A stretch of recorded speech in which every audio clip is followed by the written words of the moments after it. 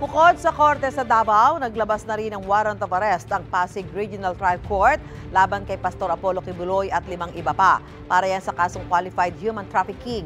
Kaugnay ito sa pang-aabuso umano sa isang menor de edad noong 2011. Ang 6 na akusado rin ang ipinaaresto ng Davao Regional Trial Court para naman sa mga kasong child abuse at sexual abuse. Sumuko na ang 5 kapwa akusado ni Kibuloy noong nakaraang linggo at nagpiyansa. Hindi pa rin nakikita ng mga otoridad si Kibuloy na hinahanap sa 4 na lugar na pagmamay-ari niya sa Davao City at Samal Island. Bukod sa mga kaso sa Davao at Pasig, ipina-contempt ng Senado ang pastor. Paulit-ulit kasi siyang hindi sumipot sa mga pagdinig kaugnay sa mga umunoy pang-aabuso sa mga miyembro ng Kingdom of Jesus Christ. Ayon sa PNP, may iba pa silang lugar na pupuntahan para hanapin si Kibuloy.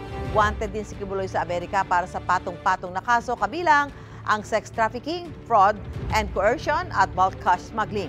Sinisika pa ng GMA Integrated News na kunan ng bagong pahayag si Kibuloy na dati na itinanggi ang mga akusasyon sa kanya. Mga kapuso, para una ka sa mga balita, mag-subscribe sa GMA Integrated News sa YouTube. Sa mga kapuso abroad, subaybayan niyo po kami sa GMA Pinoy TV at sa www.gmanews.tv.